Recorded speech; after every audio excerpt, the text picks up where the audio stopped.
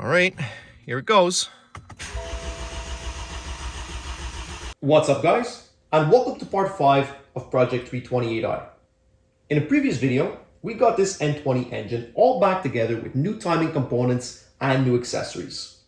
Today we're going to get the engine and transmission back onto the subframe, get the whole assembly into the car, and hopefully give it a first start. First up on the transmission, we're going to replace the filter and this crusty ground.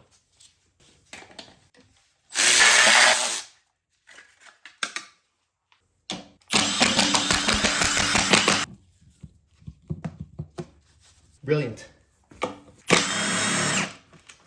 Now this is probably going to be a bit easier. Okay, and inside the pan it looks pretty healthy. There's a little bit of metal on these magnets, but honestly really not much considering the age of the car, and this seems to be an original filter. Now I'm going to come and clean up the sealing surface. While you're in here, it is a good idea to replace the solenoids if you want to. On this car, I'm just going to do the filter. This is a brand new OEZF filter. And it also comes with brand new hardware.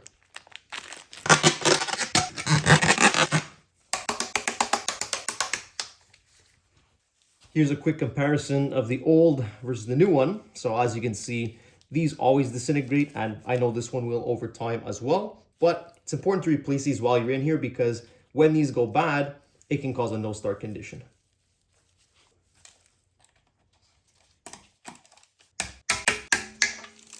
And last thing, I'm also going to break the fill plug free, replace it with the new one, but we won't torque it down yet until we actually refill it. There's a little rubber seal built into these plugs, which is why it needs to be replaced. Now we can install the torque converter.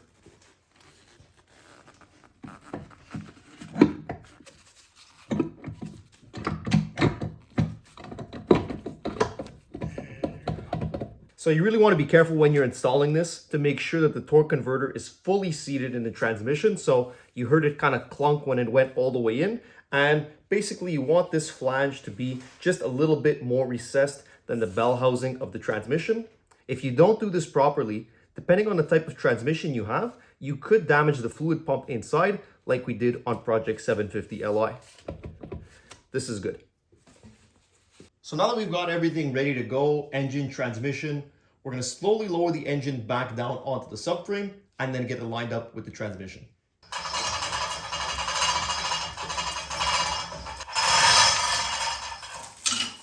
Okay, well, that was easier than expected.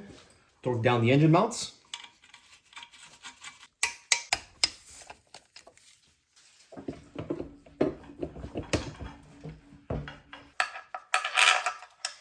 And when you're using the transmission bolts to try and line things up like this, only do this finger tight. Don't try and put any tools on to try and sandwich them together, because that's how you end up breaking either the case of the transmission or the block of the engine. And then on the starter, one of the bolts goes through the bell housing of the transmission and the other one comes from the inside. So you put this bracket on right here, which is going to hold this wiring harness. And then there's this shorter bolt that comes from the other side. Now to torque the transmission bell housing bolts, there's a couple of different sizes. Some of them are a little bit longer, some of them are a little bit shorter, but there's only 2 thread pitches. There are some that are E10s and there's some that are E12s. The E12 bolts are torqued to 38 Newton meters, and the smaller bolts, E10s, which are underneath, are torqued only to 19 Newton meters.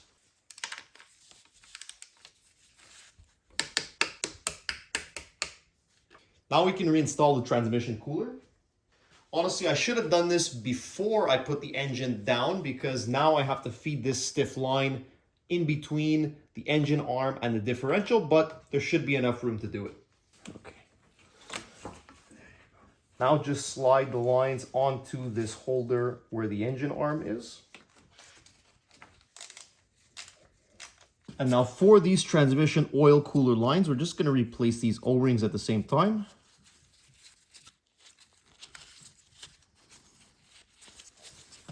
Lube up the holes with a little bit of transmission fluid. And then you can pop these right in.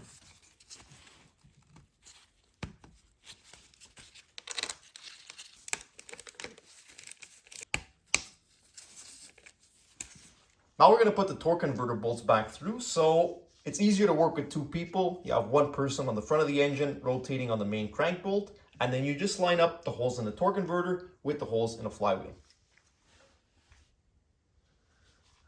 So now you can see the hole in the flywheel. Since there's no bolts in the torque converter right now, the torque converter is just spinning at the same time, but we can slowly move this to line it back up. And then we can get the bolt through. So I'm not going to torque these down just yet. First, I'm going to install all 6 bolts in a torque converter, and then we'll go around a second time and torque them down.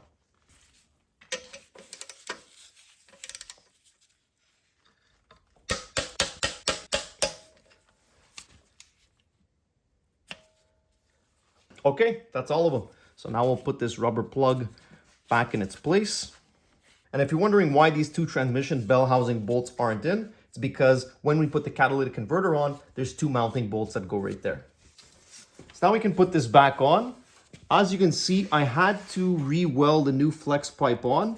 I didn't give you a how-to video because, as you can see, my welding skills are not that good, but it works for what we need to do, so this is no problem. Now, this mounts up to the back of the turbo. I have a new graphite gasket on here. Put the V-band on, and then there's the 2 mounts, the 2 bolts that mount onto the transmission.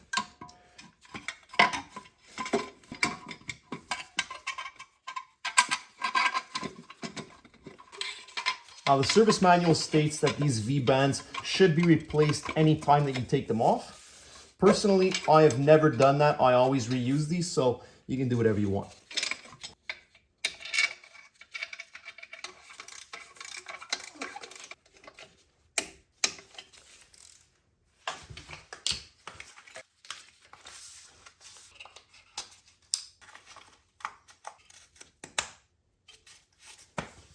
All right, well, putting it up now.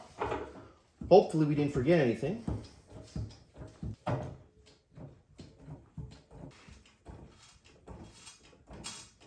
Now we can fully torque these down. So there's 3 bolts on each side of the subframe.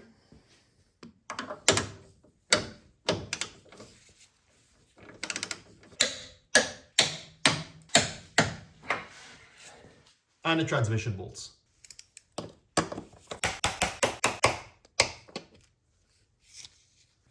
Okay, so there you go. We've got the whole engine back in the car. Now you'll notice we didn't reconnect any of the suspension components, the exhaust, the drive shaft, any of that, because first what I want to do is come and speed run this engine bay, get the fuel lines, coolant lines, everything connected, fill it with oil and coolant. That way we can start the car, make sure that the engine's actually working properly, and then once we're sure that's good, we'll go back underneath and finish everything up. We're going to start with the fuel line and this EVAP hose.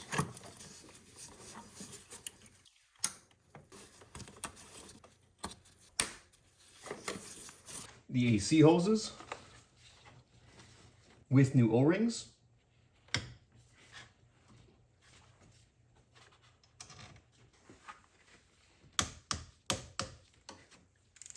Now we're going to put this wiring harness back in. So first you take this one. It also clips on the ECU over here. And then that goes in the lower rail. Then going the other way, we've got this guy coming through here. And luckily for us, BMW thought about their technicians when designing this because the connectors only go in one position.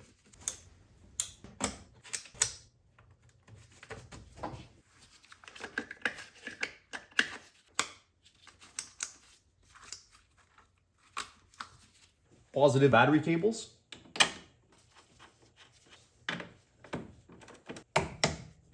And there's also this smaller one that comes from the junction box on the other side. This cable normally sits in the cowl holder that goes behind here, but we'll reinstall that later. Now we're going to reinstall the steering shaft. If you remember in part 1, I was having a really hard time getting this off the car, and it's because the design of these steering shafts uses really small and narrow splines, which is a perfect place for salt and corrosion to build up. And if you remember from part 1, I'm pretty sure the previous owner was using this car in a salt mine, so this was very hard to remove, and as you can see, I really had to wail on this thing I ended up ruining the whole joint. It barely moves now. So what I would recommend, if you live in the salt belt or you're having trouble with this shaft, just use an air hammer or a big sledgehammer. Get it off no matter what. It doesn't matter if you ruin it, because I ended up buying this from a California car used. I think it only cost me about 50 bucks, so it's not worth the headache. Just replace it with one that doesn't have as much corrosion. So I'm gonna get the back side on the steering column on first.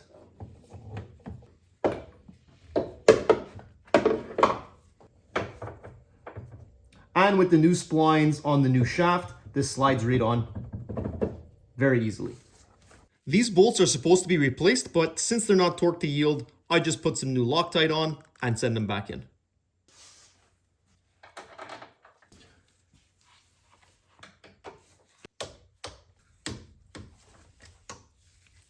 Now we'll get the charge pipe in. There's a PCV line that gets connected on the bottom of the hose.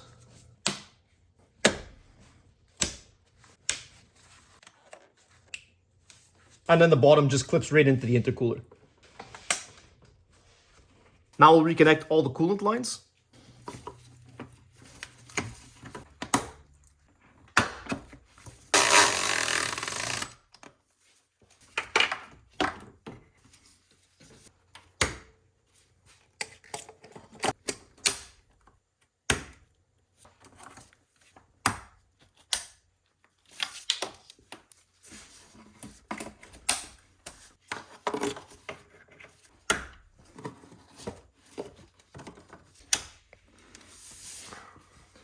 In the back of the engine, there's this one vacuum line that goes from the vacuum pump to the brake booster.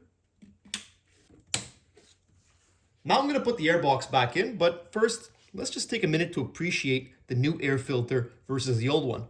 Obviously, the old one, it was dirty. I mean, it looks like it's in pretty bad shape, lots of dust. But what's really impressive is that on the new one, the date code is 2021 and it was purchased 2023, so about 2 years on the shelf.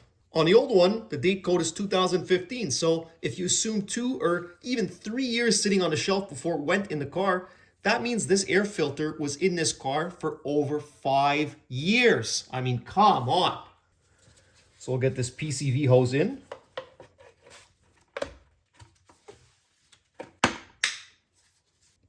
Then there's this intake pipe with a little clip for the coolant hose on the bottom.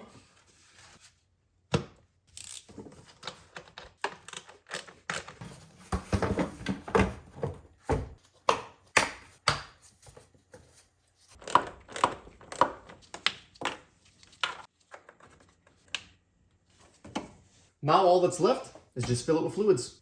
I'm going to start by pouring some oil into the oil filter housing.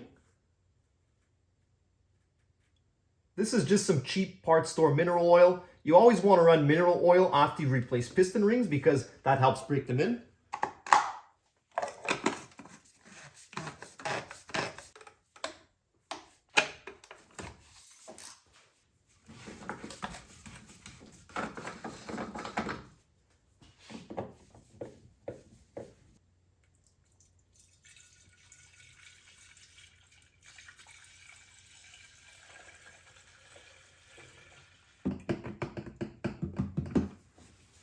Personally, I don't believe in funnels. For now, I'm going to leave this open because as you can see, the coolant keeps going down. Once we bleed it, then we'll close this up before we start it. For the transmission, this needs to be filled when the car is actually running. But for now, I'm going to fill as much as I can with the car off. And then we'll come back down here later and finish it up once everything's working. This is the OE-ZF Lifeguard fluid.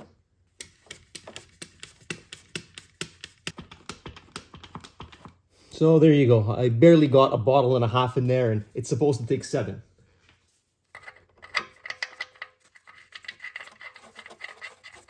And lastly, don't forget this transmission ground because without this, the car's not going to start.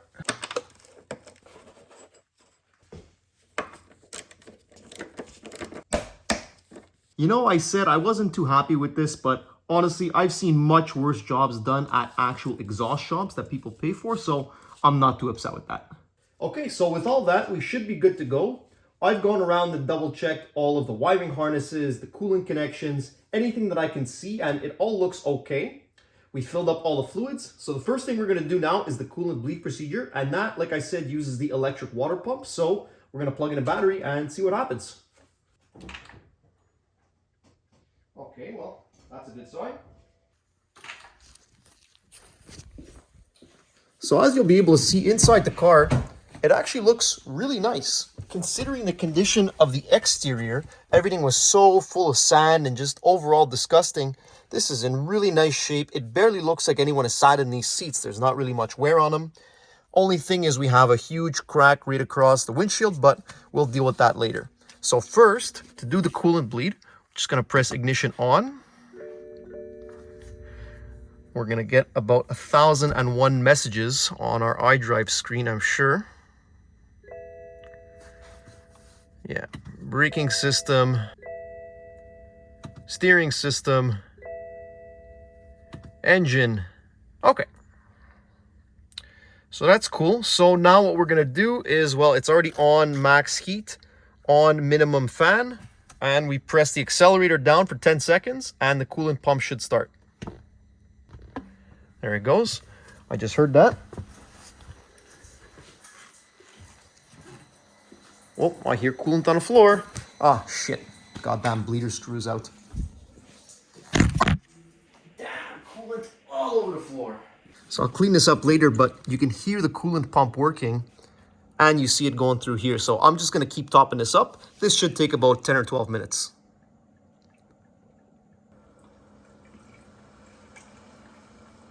Well, it's kind of hard to see now that we've already spilled coolant on the other side, but so far from what I can see, everything looks good. I don't see any leaks or any drips. That sounds like it's done now. So this is still slightly overfilled, but we're gonna start the car like that and the level will probably go down a little bit more. Next, we're gonna do the oil priming procedure. Since the engine was completely torn down, we wanna get some oil flowing through the engine before starting it. You might be asking, okay, well, why is this any different than if you do an oil change and drain the oil? Or if the car was left sitting for a few months, because by then, most of the oil would have drained back into the oil pan anyway. It's a good question, and the difference here is that right now, there's no fluid in the oiling system at all. And since the oil pump is just a fluid pumps get airlocked when filled for the first time. As the oil fills up, there's an air bubble that forms at the top of the pump, and it takes several rotations before it can overcome that. This is a clip of a GM LS oil pump, so it's not really a direct comparison, but you can see where the air bubble would form at the top of the pump as the oil comes up from the bottom. The advantage on these LS engines is that they actually have a fill hole, which you can see on the right side, so that you can fill it all the way up manually and eliminate that air bubble. No modern cars have that, so you prime it using the starter instead. By cranking it over a few times at the low RPM of the starter, without actually starting the engine, that'll allow the oil to work its way through the pump, and that way when we do the first start, it's not running dry. If you want to take it a step further, you can also remove the spark plugs so that there's no compression, which would reduce the load on the internal components even further. I actually had a few comments on Project 750 Li saying that this is a stupid waste of time, there's no reason for doing it, and as usual, the armchair experts have no idea what they are talking about. It's not a hard concept to understand that you want oil all over the engine before starting it. And it's something that all manufacturers require in their service manual when replacing an engine, as you can see from this screenshot.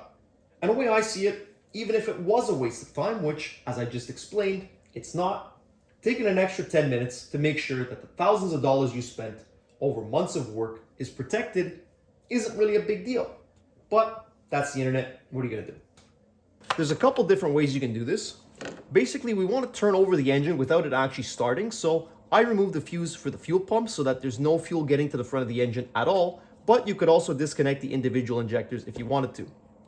Looking through the oil fill hole, we'll be able to see when the oil gets to the top of the engine, then at that point we'll put the fuses back in and try and start it up.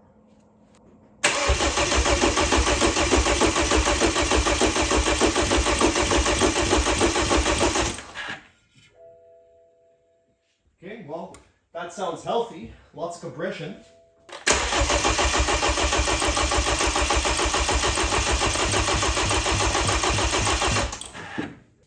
There you go. So that looks like we're starting to get some oil on here. I'll do that once or twice more and we should be good to start.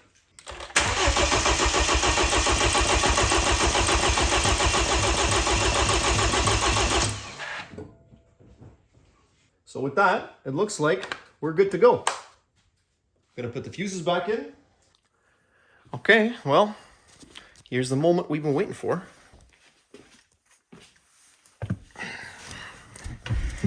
All right, what do you guys think? Is it gonna start?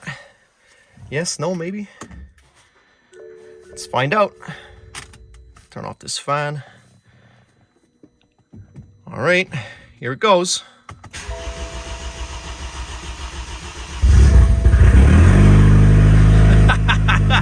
Oh my God, that sounds horrendous. Not because there's a problem with the engine, just because it's a 4-cylinder with no exhaust.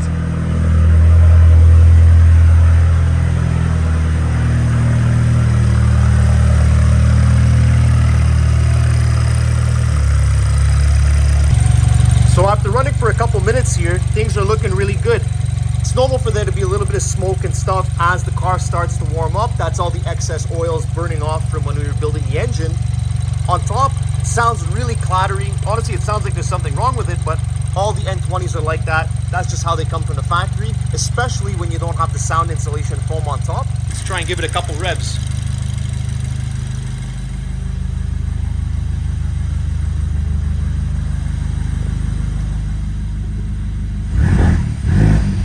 Oh my God.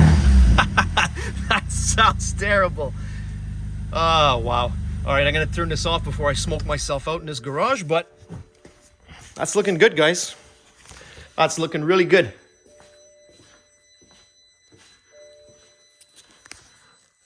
I don't see any leaks, no oil, no coolant, and the engine was running smoothly. So we're in good shape here. Okay, so now we can put the drive shaft back in.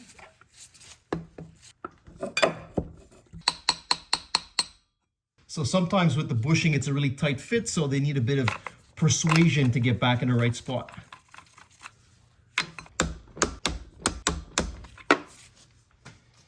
Now I've also put the heat shield back in over the drive shaft, so now we can put the exhaust back up. Now before you put this on, don't be a dummy. Make sure you slide the clamp on.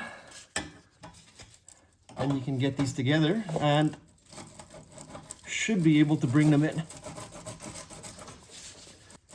Okay, whoa, okay, that's good, that's good. Okay, perfect. And now before I clamp this down, I'm gonna put the rest of the exhaust hangers on because the exhaust can kind of twist a little bit. So I wanna be sure that this pipe can still rotate on itself before we lock it down.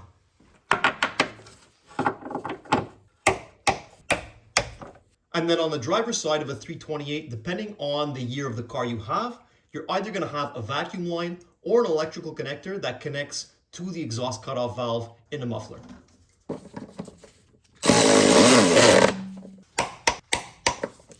Now that everything's set up properly, we can tighten this down. So you want it basically to be at 90 degrees to where these lines are. So I'm gonna put it on like this and torque it down to 22 Newton meters.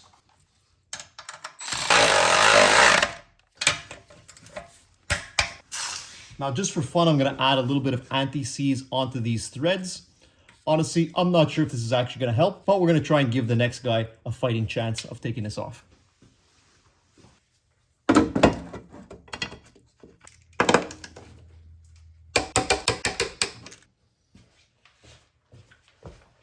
All right, so now we're just gonna speed run the brakes.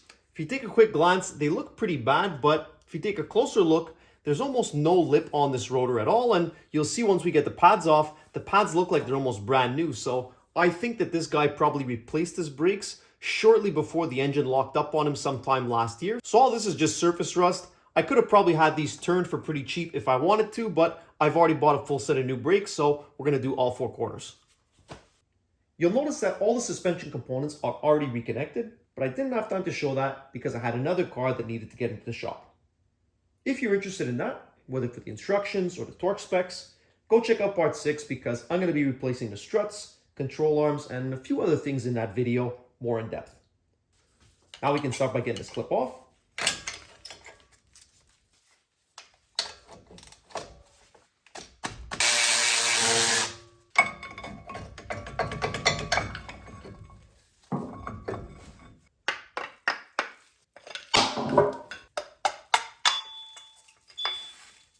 Jesus Christ. Look at this rust, man. There you go. Like I mentioned, basically like new, but these are cheap parts store brands, so I'm gonna put some good brakes on. Caliper bracket.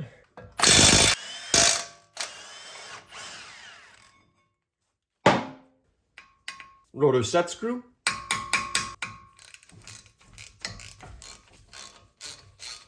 Yeah, these are definitely new brakes because it's very rare that a Quebec car, once I take the set screw off, that the rotor just falls off. Normally, you gotta beat on them. Clean the hub.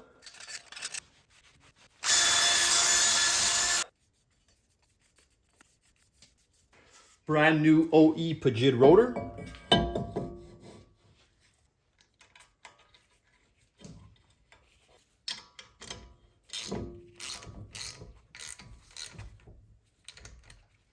Clean a caliper bracket. Fresh grease.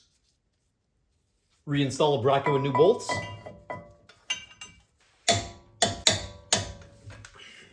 Fully compress the brake caliper.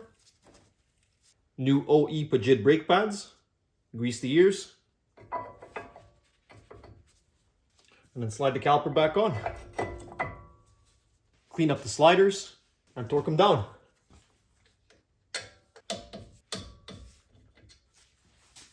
Grease the clip. Normally you're supposed to replace these, but I forgot to order replacements, so I'm going to reuse these. And to install these, you just line them up, press in. There you go. Make sure you don't forget your caliper hanger. Now I'm going to go repeat the same thing on all four corners. So that's pretty much everything. The only thing that's left open right now are all of the plastic covers, and I'm not going to put any of that stuff back on until we're 100% sure that everything is working properly.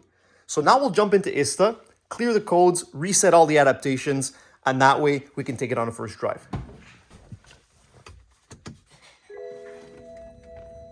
So let's open up ISTA and see what we're dealing with. Gonna make sure that our vehicle interface is set to ICOM ENET local area network. Eddie Abbas is when you're using a DCAN cable for the E-Series chassis. On the F-Series and higher, you need to use an ENET or an ICOM. Click OK. All right, we have to restart this now. So we'll go to our connections manager. There we go. So we've got the car here. Click on that, set up connection, and let's see what we got. Since we had the car running with a bunch of sensors and things disconnected, I guarantee there's at least 50, if not more, codes stored on all the ECUs. So what we're going to do first is start by clearing everything, and then we'll pay attention to what comes back. Okay, so we're lit up like a Christmas tree here. Fault memory 74. That's pretty good. So let's see what we have here. Existent, yes. Outside temperature sensor. Okay, that's fine because the outside temperature sensor is on one of the plastic under trays, I think in one of the vents. So this is disconnected, which is why it says it's -40 in the iDrive. Okay, wastegate, power management, parking lock, transfer box. Okay, well, oil wear here, we're going to reset this because we have replaced all of the oils. But first, like I said, I'm just going to reset all of these codes because there's so much stuff here. So delete fault memory, yes. Let's see what it gives. Okay, again, battery voltage is below threshold. That's fine. So in total, we have 6 codes that came back. Let's see what we're actually dealing with now. Display fault memory. Okay, so we have the outside temperature sensor. That stays there. That's fine. Transfer box oil wear. That's okay because we're going to reset that. Brake pad wear sensor. That's also normal because I didn't replace the pad sensors and they were already tripped. So I'm going to order new ones of those. Again, instrument panel outside temperature sensor. Instrument panel ambient temperature. I think that's probably the same thing as the temperature sensor. And combi interface outside temperature. So all these codes that came back are all related to the temperature sensor, with the exception of these 2, oil wear, which we're going to reset now, and the brake pad wear sensor, which we'll reset once we get the new sensor. So I'm going to continue doing a couple of other service functions. I'm going to reset all the adaptations of the engine. I'm going to do the same oil wear reset for the transmission, a couple of other things as well. I'm not going to bore you guys going step by step here. So once that's all done, we'll get outside and take the car for a first drive. All right, guys, well, here it is. We finally got the car outside, moving under its own power for the first time in almost a whole year. Just realized I forgot the tow hook on, but that's okay. The first thing that I noticed when I started driving was the condition of this windshield. Obviously, we knew that there was a big crack. What I didn't know is that it falls right in the middle of my line of vision, so that's really annoying. And it's also really heavily sandblasted and scratched, so on a sunny day like today, when the sun hits the windshield, it's really hard to see. Otherwise, let's get in the car and take it for a drive.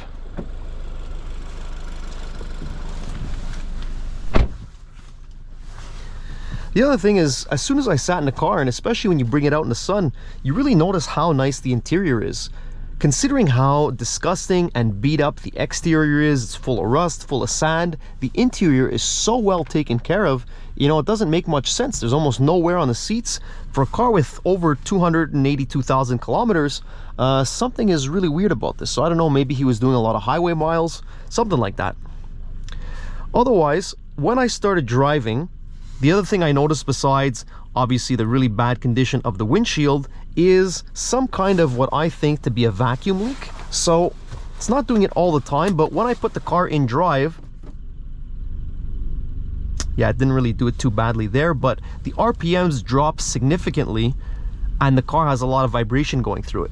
And the reason I say vacuum leak is because I used to have a 1999 Honda Accord, and that thing, anytime there was some kind of a vacuum leak, and with the age of the car and the brittleness of those hoses, happened more often than not, it gave very similar symptoms. So I almost guarantee that the check engine light that we have is something to do with air mass, implausible, something like that. Once you start driving, the engine is working really smoothly. Transmission is shifting smoothly as well. Now, we're not going to redline it. We won't do anything too crazy right now because we're still in the braking period. We're going to take it easy for the first 500 to 1,000 kilometers, flush out all the old mineral oil. Once we get the synthetic in, then we'll really push it. But this is actually my first time driving an F30 chassis 328, and it's really cool because I have the previous gen. I have a 2011 328 E90, so you can really tell a lot of the big differences. Number one, this has the electric steering versus my hydraulic steering, and this is totally numb. You know what everyone says online, they're 100% right. This is easy. It's, you know, it's much softer, but it definitely doesn't give you as much road feel. The other thing is the torque curve of the engine. So this thing, since it has a turbo, it really makes all of its torque down low. And like I said, I haven't redlined it yet, but a lot of people online say, you know, past 5,000 or 5,500 RPM, the car is really dead. Versus on my car, the E90 with the N52, that's a straight 6 naturally aspirated, and that thing you really have to rev it all the way to redline to get all the power out of it.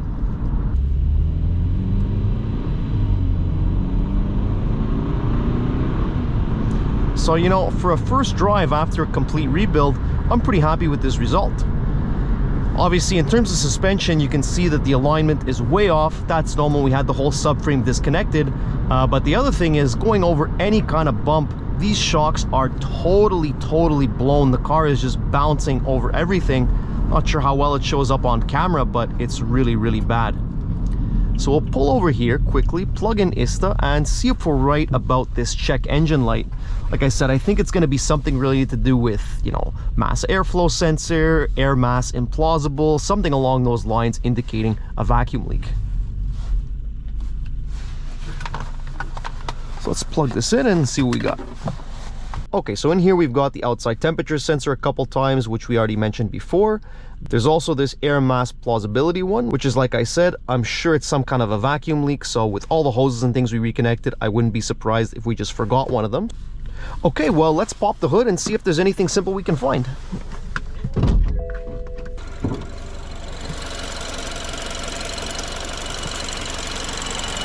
So it's really common for the charge pipes to leak. I know they get brittle with the heat cycles and crack. This one I checked, it looked okay. I don't think it's related to that.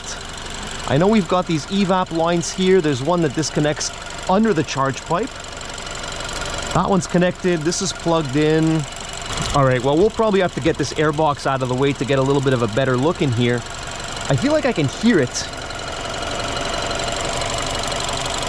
but it's kind of hard to tell with all the direct injection. So that's it for today, guys. I'm really happy with the progress we've been able to make. We've got the car moving under its own power for the first time in almost a whole year. And the big thing was really getting this freshly rebuilt engine started up and making sure that it's running well. I'd say that we're about 90% of the way there, and that small idle issue that we have shifting into drive or reverse, I almost guarantee is some kind of a stupid problem like a hose that we forgot to reconnect or a small crack in one of these lines. So stay tuned for part 6 coming soon. We're going to diagnose that. We're going to tackle the suspension, get everything all buttoned up and ready to go. And we're also going to try and tackle this windshield. So we're going to find out, is that something worth it to DIY, or should you just bring it to a shop, spend a couple $100s and get it done by a professional? Thanks, guys.